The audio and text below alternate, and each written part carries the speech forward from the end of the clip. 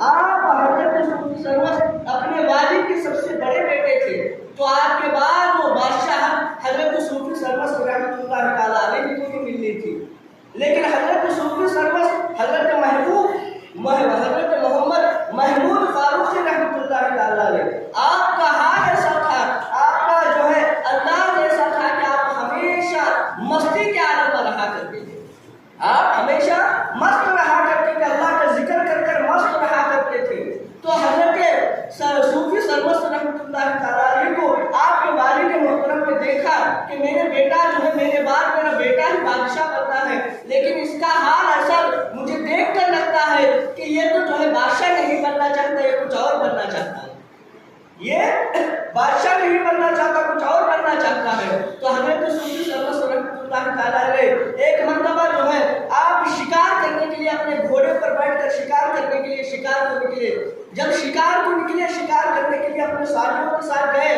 آپ آگے دوڑتے دوڑتے دوڑتے اتنا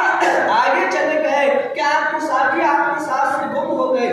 جب گم ہو گئے تو اس کے بعد حضرت صوفی سرمست پیچھے پلٹ کر دیکھتے ہیں کہ کوئی نہیں ہے، آپ کو جو ہے پانی کی بڑی پیاس لگی ہوئی تھی، آپ کا گھوڑا آپ کے ساتھ تھا، آپ نگاہ اٹھا کر دیکھتے ہیں کہ ایک جو ہے پہاڑ کے پاس ایک چراغ جل رہا تھا، ایک چھوٹا سا جھوپڑا تھا، اس میں چراغ جل رہا تھا۔ آپ نے سوچا کہ ہو نہ ہو یہاں پر اگر چراغ جل رہا ہے تو شاید کوئی نہ کوئی یہاں پر ہوگا، میں ان کے پاس جا کر پانی پیوں گا۔ تو آپ اپنے گھوڑے کو وہیں نیچے باندھ کر آپ جو ہے حضرت صوفی سرمست آپ اس بزرگ کے پاس چلے جاتے ہیں، اس جھوپڑی میں چلے جاتے ہیں، تو وہاں پر ایک جو ہے مجذوب بزرگ جو اللہ کا ذکر کرتے ہوئے بیٹھے ہوئے تھے،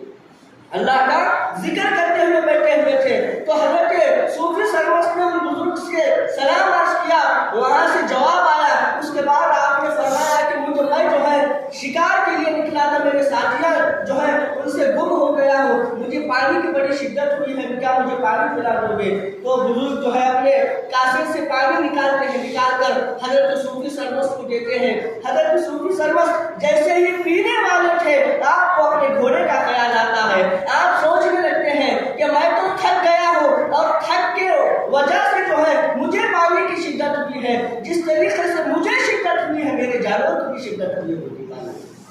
اس کو بھی تو پانی کی ضرورت ہوگی۔ آپ جو ہے اپنا جو ہے منہ جو پانی پر لگائے ہوئے تھے نکالتے ہیں، پہلے جا کر اپنے جانور کو پلاتے ہیں، جب وہ پیاس سے جو ہے ابھر جاتا ہے، پانی وہ پی جاتا ہے، اس کے بعد پھر حضرت صوفی سرمست آ کر پھر آپ جو ہے پانی پیتے ہیں۔ یہ انداز دیکھ کر وہ جو بزرگ بیٹھے ہوئے تھے، وہ بزرگ حضرت صوفی سرمست سے کہتے ہیں کہ اے صوفی سرمست، آج جو ہے تم نے جانور کا خیال کر کے جو ہے تم نے ایک بڑی نعمت سے تمہیں اللہ تعالیٰ نے تمہیں نواز دیا ہے۔ اگر یہ تم جو ہے جانور کا خیال نہیں کرتے تو تم بڑی نعمت سے تم جو ہے آج محروم کر دیے جاتے تھے، آج وہ بڑی نعمت تمہیں آج سے مل گئی ہے۔ یعنی کہ وہاں سے حضرت صوفی سرمست رحمۃ اللہ تعالیٰ علیہ کی زندگی بدل گئی، وہاں سے آپ جو ہے اللہ والے بن گئے۔ اس کے بعد حضرت صوفی سرمست رحمۃ اللہ تعالیٰ علیہ اسی بزرگ کے پاس بیٹھ کر آپ ان کا فائز لیتے رہے، اچھی اچھی باتیں سیکھتے رہے، ان کے پاس رہ کر جو ہے آپ جو ہے دین کی باتیں سیکھتے رہے۔ لیکن باہر جو بادشاہ کے بیٹے تھے، بادشاہ جو ہے ہر جگہ پر جو ہے لوگوں کو بول دیا گیا تھا کہ صوفی سرمست جو ہے کہیں گم ہو گئے ہیں، انہیں ڈھونڈنے کے لیے کہو۔ ہر ایک آپ کے جو ہے شہزادے کے لیے، حضرت صوفی سرمست کے لیے ہر ایک گھوم رہا، وہ گم ہو گئے ہیں، انہیں ڈھونڈنے کے لیے گئے ہوئے تھے۔ تو آپ کے بزرگ کو جب یہ بات پتا چلی تو آپ نے کہا کہ اے صوفی سرمست، آپ جو ہے واپس اپنے گھر کو جاؤ اور اپنے باپ کے بادشاہ کو سنبھالو، بس میں تمہیں جتنا فیض دینا تھا دے گیا ہوں، اب تم اپنی جگہ پر چلے جاؤ۔ صوفی سرمست کو جو ہے اولیاء اللہ کے قرب میں بیٹھ کر جو ہے وہ بہت مزہ آ رہا تھا، اس کے بعد انہیں بادشاہت کی بھی خواہش نہیں رہی تھی، پھر بھی وہ بزرگ کا فرمان سن کر آپ واپس چلے جاتے ہیں۔ جب سامرا جاتے ہیں، جا کر دیکھتے ہیں تو کیا دیکھتے ہیں کہ آپ کے والد کا انتقال ہو گیا تھا۔ اب بظاہر آپ بڑے بیٹے تھے تو والد کے بعد بادشاہ بھی آپ ہی کو بننا تھا، تو آپ کو بادشاہ بنایا گیا سامرا کا۔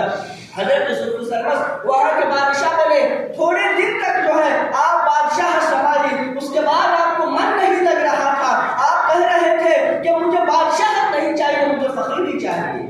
مجھے بادشاہت میں دل نہیں لگتا، مجھے فقیری میں دل لگتا ہے۔ آپ آپ وہ چھوڑ کر وہ سارا کا سارا بادشاہ چھوڑ کر آپ جو ہے بغداد کی طرف چل نکلتے ہیں. یعنی بغداد کے اندر جو ہے حضور سیدنا غوث پاک رضی اللہ تعالیٰ عنہ وہاں پر موجود تھے. انہوں نے غوث پاک کے بارے میں بڑا سنا تھا تو آپ ان کے بارگاہ میں چلے جاتے ہیں. جب بغداد جاتے ہیں تو کیا دیکھتے ہیں کہ آپ حضرت سیدنا غوث پاک رضی اللہ تعالیٰ عنہ کا بھی انتقال ہو گیا تھا.